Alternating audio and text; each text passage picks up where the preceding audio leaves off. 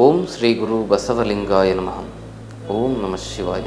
ಸರ್ವರಿಗೂ ಭಕ್ತಿಯ ಶರಣಾರ್ಥಿ.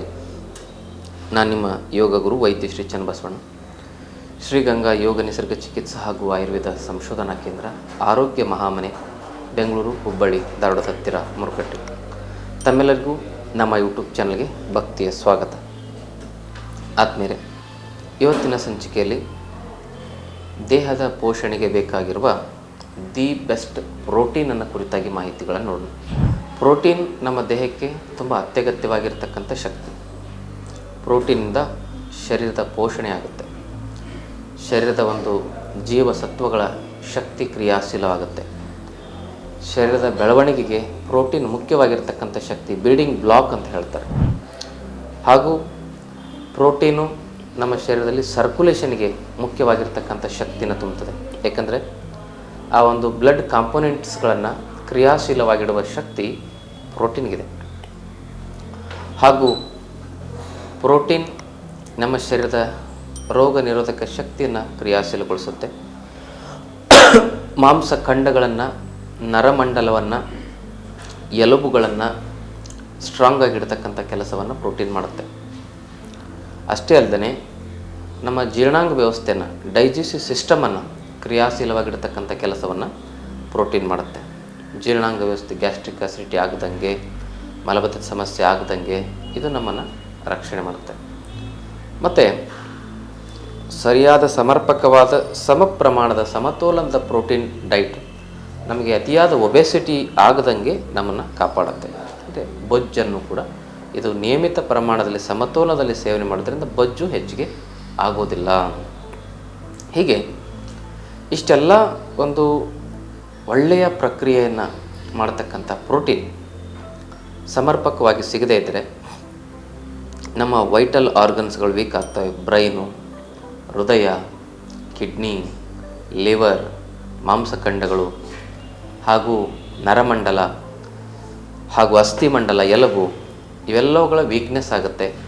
ಆಲ್ಮೋಸ್ಟ್ ಆಲ್ ಇದು ಒಂದು ಧಾತು ಕ್ಷಯಕ್ಕೆ ಮೂಲವಾಗಿರ್ತಕ್ಕಂಥ ಒಂದು ಕಾರಣ ಅಂತಲೂ ಹೇಳ್ಬೋದು. ಪ್ರೋಟೀನ್ ಒಂದು ಲೋ ಪ್ರೋಟೀನ್ ಡೈಟಿಂದ. ಹಾಗಿದ್ರೆ ಪ್ರೋಟೀನ್ ರಿಚೆಸ್ಟ್ ಆಗಿರ್ತಕ್ಕಂಥ ಆಹಾರಗಳು ಯಾವುವು? ಆ ಪ್ರೋಟೀನ್ ರಿಚೆಸ್ಟ್ ಆಗಿರ್ತಕ್ಕಂಥ ಆಹಾರಗಳಲ್ಲಿ ಸಾತ್ವಿಕವಾಗಿರ್ತಕ್ಕಂಥ ಸಸ್ಯಾಹಾರಗಳು ಬಹಳ ಸೇಫ್. ನೀವು ಗೂಗಲ್ಗೆ ಹೋಗಿ ರಿಸರ್ಚ್ ಪೇಪರ್ಗಳನ್ನು ಓದಿ ಗೊತ್ತಾಗುತ್ತೆ. ಈ ರೆಡ್ ಮೀಟು, ಮಾಂಸಾಹಾರದಿಂದ ನಾವು ಪ್ರೋಟೀನ್ ಸೇವನೆ ಮಾಡೋದ್ರಿಂದ ಏನೆಲ್ಲ ಸೈಡ್ ಎಫೆಕ್ಟ್ ಆಗ್ತವೆ ಅನ್ನೋದನ್ನು ಮೊದಲು ತಿಳ್ಕೊಳ್ಳೋಣ. ಅಧಿಕ ಪ್ರೋಟೀನಿಂದ ಏನು ತೊಂದರೆ ಆಗುತ್ತೆ? ಈ ಸಮತೋಲನವಾಗಿ ಪ್ರೋಟೀನ್ ಸಿಗಬೇಕಂದ್ರೆ ವೆಜಿಟೇರಿಯನ್ ಫುಡ್ಡಲ್ಲಿ ಅದು ಸಮತೋಲನ ಸಿಗ್ತದೆ. ಈ ನಾನ್ ವೆಜಿಟೇರಿಯನ್ ಫುಡ್ಡಲ್ಲಿ ಸಿಗತಕ್ಕಂಥ ಪ್ರೋಟೀನ್ ಅತ್ಯಧಿಕವಾಗಿರ್ತಕ್ಕಂಥ ಪ್ರಮಾಣದಲ್ಲಿ ಶರೀರವನ್ನು ಹಲವಾರು ಸಮಸ್ಯೆಗಳಿಗೆ ಒಳಗಾಗುವಂತೆ ಮಾಡ್ತದೆ. ಹಾಗಾದರೆ ಅಧಿಕ ಪ್ರೋಟೀನಿಂದ ಏನು ಸಮಸ್ಯೆ ಆಗುತ್ತೆ? ಪ್ರೋಟೀನಿಂದ ಇಷ್ಟೆಲ್ಲ ಒಳ್ಳೆಯದಾಗುತ್ತೆ ಅಂತ ಹೇಳಿದ್ವಿ, ಆದರೆ ಅತಿಯಾದರೆ ಅಮೃತನೂ ಕೂಡ ವಿಷ ಅಲ್ವಾ? ಅಧಿಕ ಪ್ರೋಟೀನಿಂದ ಹೈಪರ್ ಪ್ರೋಟೋನೇಮಿಯಾ ಅಂತಕ್ಕಂಥ ಒಂದು ಸಮಸ್ಯೆ, ಹೈಪರ್ ಪ್ರೋಟೀನೇಮಿಯಾ ಅಂತಕ್ಕಂಥ ಸಮಸ್ಯೆ. ಅದರಿಂದ ನಮಗೆ ಬ್ಲಡ್ ಕ್ಯಾನ್ಸರ್ ಬರ್ಬೋದು. ಅದರಿಂದ ನಮ್ಮ ಶರೀರದಲ್ಲಿ ಇಮ್ಯುನಿಟಿ ಸಿಸ್ಟಮ್ ಸಂಪೂರ್ಣವಾಗಿ ಹದಗೆಟ್ಟು ಆಟೋ ಇಮ್ಯೂನ್ ಡಿಸೀಸ್ಗಳು ಹೆಚ್ಚಾಗಿ ಬರ್ಬೋದು. ಹಾಗೂ ಅದರಿಂದ ನಮ್ಮಲ್ಲಿ ಕಿಡ್ನಿ ಸಮಸ್ಯೆ ಬರಬಹುದು. ಕಿಡ್ನಿ ಸಮಸ್ಯೆ, ಕಿಡ್ನಿಯಲ್ಲಿ ನೆಪ್ರಾನ್ಸ್ಗಳಿಗೆ ತೊಂದರೆ ಉಂಟಾದಾಗ ಕಿಡ್ನಿ ಡ್ಯಾಮೇಜ್ ಆಗೋದು ಹೈ ಪ್ರೋಟೀನ್ ಡೈಟಿಂದ. ಆಮೇಲೆ ಹಾರ್ಟ್ಗೆ ತುಂಬ ತೊಂದರೆ ಆಗುತ್ತೆ ಹೈ ಪ್ರೋಟೀನ್. ಹಾರ್ಟ್ ಅಟ್ಯಾಕ್ ಆಗ್ತಕ್ಕಂಥದ್ದು, ಕಾರ್ನರಿ ಆರ್ಟರಿ ಬ್ಲಾಕೇಜ್ ಆಗ್ತಕ್ಕಂಥದ್ದು ಹೈ ಪ್ರೋಟೀನ್ ಡೈಟಿಂದ. ಅದರ ಜೊತೆಗೆ ಹೈ ಪ್ರೋಟೀನ್ ಡೈಟಿಂದ ಏನಾಗುತ್ತೆ ಅಂತ ಹೇಳಿದ್ರೆ ನಮ್ಮಲ್ಲಿ ಟೈಪ್ 2 ಡಯಾಬಿಟಿಸ್ ಬರೋದು ಕೂಡ ಈ ಒಂದು ಪ್ರೋಟೀನ್ ಅಧಿಕವಾಗಿ, ಅವಶ್ಯಕತೆಗೂ ಅಧಿಕವಾಗಿ ಸೇವನೆ ಮಾಡೋದ್ರಿಂದ. ಹಾಗೆಯೇ ಆಟೋ ಇಮ್ಯೂನ್ ಡಿಸೀಸ್ಗಳು ಬರೋದು, ಜೊತೆಗೆ ಇನ್ಫ್ಲಮೇಷನ್ ಆಗೋದು ಶರೀರದಲ್ಲಿ. ಹಾಗೆಯೇ ಅದರ ಜೊತೆಯಲ್ಲಿ ಲಿವರಿನ ಆರೋಗ್ಯದ ಸಮಸ್ಯೆಗಳು ಹೆಚ್ಚಾಗೋದು, ಒಬೆಸಿಟಿ, ನರಮಂಡಲದ ಸಮಸ್ಯೆಗಳು, ಹೀಗೆ ಇವೆಲ್ಲ ಜಾಸ್ತಿ ಆಗ್ತಕ್ಕಂಥದ್ದು ಅತ್ಯಧಿಕವಾಗಿರ್ತಕ್ಕಂಥ ಪ್ರೋಟೀನ್ ಸೇವನೆ ಮಾಡೋದ್ರಿಂದ. ಹಾಗಿದ್ರೆ ಪ್ರೋಟೀನ್ಗೆ ನಮಗೆ ಅತ್ಯದ್ಭುತವಾಗಿರ್ತಕ್ಕಂಥ ಸೋರ್ಸ್ ಯಾವುದು? ಅಕಸ್ಮಾತಾಗಿ ನಿಮಗೆ ಪ್ರೋಟೀನ್ ಕೊರತೆ ಇದೆ ಅಂತ ಹೇಳಿದಾಗ ನಾವು ಪ್ರೋಟೀನನ್ನು ಇಂಬ್ಯಾಲೆನ್ಸ್ ಆಗದೆ ಸೇವನೆ ಮಾಡ್ತಕ್ಕಂಥ ವಿಧಿವಿಧಾನ ಏನು? ಅಧಿಕವಾಗಿ ಪ್ರೋಟೀನ್ ಹೆಚ್ಚಾದಾಗ ಇಂಥವೆಲ್ಲ ಸಮಸ್ಯೆ ಬರ್ತದೆ, ಕಡಿಮೆ ಪ್ರೋಟೀನಿಂದ ಏನು ಸಮಸ್ಯೆಗಳಾಗ್ತವೆ ಅಂತ ಎಲ್ಲ ಹೇಳಿದೆ ನಿಮಗೆ. ಅಧಿಕವಾಗಿ ಪ್ರೋಟೀನ್ ಹೆಚ್ಚಿಗೆ ಆಗಲಿಕ್ಕೆ ಮಾಂಸಾಹಾರ ಮೂಲ ಕಾರಣ ಅಂತಲೂ ಕೂಡ ಸ್ಪಷ್ಟವಾಗಿ ಹೇಳಿದ್ದೀನಿ. ಅದರ ಬಗ್ಗೆ ನಿಮಗೆ ಎವಿಡೆನ್ಸ್ ಬೇಕು, ಸಾಕ್ಷಿ ಆಧಾರಗಳು ಬೇಕು ಅಂದರೆ ಗೂಗಲಲ್ಲಿ ನೀವು ಸರ್ಚ್ ಮಾಡಿ ತಿಳ್ಕೊಬೋದು. ಈಗೆಲ್ಲ ಗೂಗಲ್ ಗುರು ಅಲ್ವಾ, ಇಡೀ ವಿಶ್ವವನ್ನೇ ನೀವು ತಿಳ್ಕೊಬೋದು ಗೂಗಲ್ನಿಂದ. ಅದರ ಬಗ್ಗೆ ನೀವು ರಿಸರ್ಚ್ ಮಾಡಿ ಹುಡುಕಿ ನೋಡಿ, ನಾನು ಹೇಳಿದ್ದು ಸರಿ ಅನಿಸಿದರೆ ಒಪ್ಕೊಳ್ಳಿ, ಇಲ್ಲಾಂದರೆ ತಮ್ಮಿಚ್ಛೆ. ಈಗ ಶರೀರಕ್ಕೆ ಪೋಷಣೆಯನ್ನು ನೀಡುವ, ಶರೀರದ ಶಕ್ತಿ ಸಾಮರ್ಥ್ಯವನ್ನು ಹೆಚ್ಚಿಸುವ, ಶರೀರದಲ್ಲಿರುವ ಜೀವಕೋಶಗಳನ್ನು ಪುನಶ್ಚೇತನಗೊಳಿಸುವ ಪ್ರೋಟೀನ್ ಕೊರತೆಯನ್ನು ನಾವು ಮನೆಯಲ್ಲೇ ಹೇಗೆ ಸರಿ ಮಾಡ್ಕೊಳ್ಳೋದು ಅಂತ ಹೇಳಿದರೆ, ದಿ ಬೆಸ್ಟ್ ರಿಚೆಸ್ಟ್ ಸೋರ್ಸ್ ಪ್ರೋಟೀನಿಗಾಗಿ ಅಂತ ಹೇಳಿದ್ರೆ ಮೊಳಕೆ ಕಾಳುಗಳು. ಯಾವುದೇ ಬಗೆಯ ಮೊಳಕೆ ಕಾಳುಗಳಾಗಿರ್ಬೋದು, ಅದರಲ್ಲಿ ಮುಖ್ಯವಾಗಿ ಹೆಸರು ಕಾಳಾಗಿರ್ಬೋದು, ಕಡಲೆಕಾಳಾಗಿರ್ಬೋದು, ಶೇಂಗಾ ಬೀಜ ಆಗಿರ್ಬೋದು, ಹುರುಳಿಕಾಳಾಗಿರ್ಬೋದು, ಇವು ಬಹಳ ಮುಖ್ಯವಾಗಿರ್ತಕ್ಕಂಥದ್ದು. ಉದ್ದಿನ ಕಾಳು ಇವುಗಳನ್ನು ಮೊಳಕೆ ಬರೆಸಿ ಅದನ್ನೇನು ಮಾಡಬೇಕಂದ್ರೆ ಬೆಲ್ಲದ ಜೊತೆಗೆ ತಿನ್ನಬೇಕು. ಎಷ್ಟು ತಿನ್ನಬೇಕು ಅಂದರೆ ಪ್ರಮಾಣ ಸರಿಯಾಗಿ ತಿಳ್ಕೊಬೇಕು ನಾವು.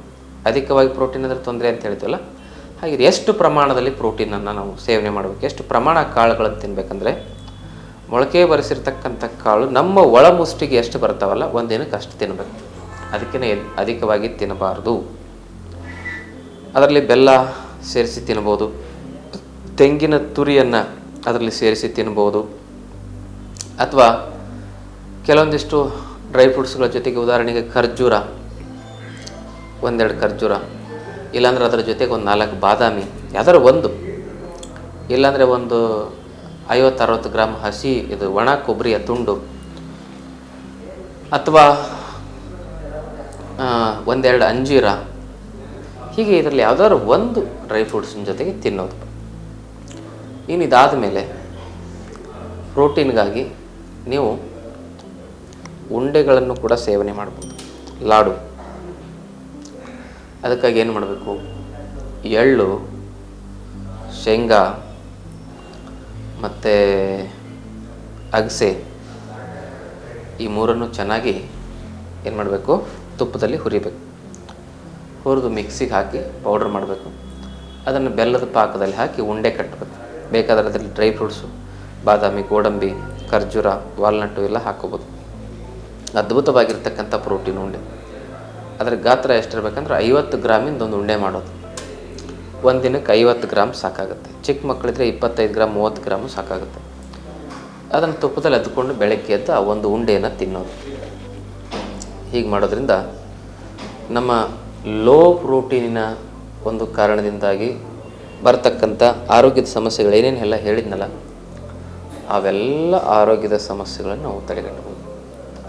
ಜೊತೆಗೆ ಇದು ಯಾವತ್ತೂ ತೊಂದರೆ ಆಗಬಾರ್ದು, ಸಮತೋಲನವಾಗಿರಬೇಕಂದ್ರೆ ನಮ್ಮ ಆಹಾರದಲ್ಲಿ ಸೊಪ್ಪು, ತರಕಾರಿ, ಹಣ್ಣುಗಳು, ಮೊಳಕೆ ಕಾಳುಗಳು ಹಾಗೂ ಹಾಲಿನ ಪದಾರ್ಥಗಳು, ಹಾಲು, ಮೊಸರು, ಬೆಣ್ಣೆ, ಮಜ್ಜಿಗೆ, ತುಪ್ಪ, ಪಂಚಾಮೃತ ಅಂತ ಕರೀತಾರೆ, ಇವೆಲ್ಲವನ್ನು ಸಮರ್ಪಕವಾಗಿ ಸಮತೋಲನದಲ್ಲಿ ತೆಗೆದುಕೊಂಡಾಗ ಪ್ರೋಟೀನ್ ಅಷ್ಟೇ ಅಲ್ಲ, ಯಾವುದೇ ರೀತಿಯಾಗಿರ್ತಕ್ಕಂಥ ಪೋಷಕ ಸತ್ವಗಳ ಕೊರತೆ ನಮಗೆ ಬರೋದಿಲ್ಲ. ಹೀಗೆ ಆದಮೇಲೆ ಪ್ರೋಟೀನ್ ಕೊರತೆಯಿಂದ ಏನಾಗುತ್ತೆ, ಪ್ರೋಟೀನ್ ಹೆಚ್ಚಳದಿಂದ ಏನಾಗುತ್ತೆ, ಪ್ರೋಟೀನನ್ನು ನಾವು ಸಹಜವಾಗಿ ತೆಗೆದುಕೊಳ್ಳೋದು, ಸಮತೋಲನದಲ್ಲಿ ತೆಗೆದುಕೊಳ್ಳೋದು ಹೇಗೆ ಅನ್ನೋ ವಿಚಾರವನ್ನು ತಿಳ್ಕೊಂಡು, ಈ ಮಾಹಿತಿ ಇಷ್ಟ ಆದರೆ ತಮ್ಮ ಬಂಧು ಮಿತ್ರರೊಂದಿಗೆ ಶೇರ್ ಮಾಡಿಕೊಳ್ಳಿ. ಜೊತೆಗೆ ತಾವಿನ್ನೂ ನಮ್ಮ ಚಾನಲನ್ನು ಸಬ್ಸ್ಕ್ರೈಬ್ ಮಾಡ್ಕೊಂಡಿಲ್ಲ ಅಂದರೆ ದಯವಿಟ್ಟು ಸಬ್ಸ್ಕ್ರೈಬ್ ಮಾಡಿಕೊಳ್ಳಿ. ಗುಣವಾಗದ ಕಠಿಣ ಕಾಯಿಲೆಗಳಿಂದ ಬಳಲುತ್ತಿರುವವರು ನೀವು ಜೀವನವನ್ನು ಯೋಗಕ್ಕೆ, ಆಯುರ್ವೇದಕ್ಕೆ ತಿರುಗಿಸ್ಕೊಂಡ್ರೆ ನಿಮ್ಮ ರೋಗಗಳಿಂದ ನೀವು ಮುಕ್ತರಾಗಿ ಬದುಕ್ಬೋದು. ಯೋಗ ಆಯುರ್ವೇದದಲ್ಲಿ ಸರ್ವ ರೋಗಗಳನ್ನು ನಿವಾರಣೆ ಮಾಡುವ ಶಕ್ತಿ ಇದೆ. ನಾನು ನನ್ನಿಂದ ನಿಮ್ಮ ಕಾಯಿಲೆಗಳನ್ನು ವಾಸಿ ಮಾಡ್ತೇನೆ ಅಂತ ಹೇಳ್ತಲ್ಲ, ಯೋಗ ಮತ್ತು ಆಯುರ್ವೇದ ಅಂತ. ಯೋಗ ಅಂತ ಹೇಳಿದ್ರೆ ಮನುಷ್ಯನ ಪ್ರಾಣಶಕ್ತಿಯಿಂದ ರೋಗಗಳನ್ನು ನಿವಾರಣೆ ಮಾಡೋದು. ಆತ್ಮಶಕ್ತಿಯಿಂದ, ಮನಸ್ಸಿನ ಶಕ್ತಿಯಿಂದ ರೋಗಗಳನ್ನು ನಿವಾರಣೆ ಮಾಡೋದು. ಆಯುರ್ವೇದ ಅಂದರೆ ಆಹಾರ ಪದ್ಧತಿ, ಜೀವನ ಕ್ರಮ, ಆಹಾರದ ಜ್ಞಾನ ಹಾಗೂ ಪ್ರಕೃತಿಯ ಒಂದು ವ್ಯವಸ್ಥೆಗೆ ಹೊಂದಿಕೊಂಡು ಹೇಗೆ ಬದುಕಬೇಕು ಅನ್ನುವ ವಿಚಾರಗಳನ್ನು ತಿಳ್ಕೊಂಡು ಪ್ರಕೃತಿಗೆ ಅನುಗುಣವಾಗಿ, ಋತುವಿಗೆ, ದಿನಕ್ಕೆ, ಕಾಲಮಾನಕ್ಕೆ ಅನುಗುಣವಾಗಿ ನಮ್ಮ ಶರೀರದ ಪ್ರಕೃತಿಗೆ ಈ ಪ್ರಕೃತಿಯನ್ನು ಹೇಗೆ ನಾವು ಸಂಯೋಜನೆ ಮಾಡಿ ಬದುಕಬೇಕು ಅನ್ನೋ ವಿಧಾನಗಳನ್ನು ತಿಳ್ಕೊಳ್ಳೋದ್ರ ಮೂಲಕ ನಾವು ಆರೋಗ್ಯವಾಗಿ ಬದುಕುವ ಕಲೆಯೇ ಆಯುರ್ವೇದ. ಆಯಸ್ಸನ್ನು ವೃದ್ಧಿಸುವ ಧ್ಯಾನ. ಆಯುರ್ ಅಂದರೆ ಆಯಸ್ಸು, ವೇದ ಅಂದರೆ ಜ್ಞಾನ. ಆಯಸ್ಸನ್ನು ವೃದ್ಧಿಸುವ ಜ್ಞಾನ, ಆರೋಗ್ಯವನ್ನು ವೃದ್ಧಿಸುವ ಜ್ಞಾನ ಅಂತ.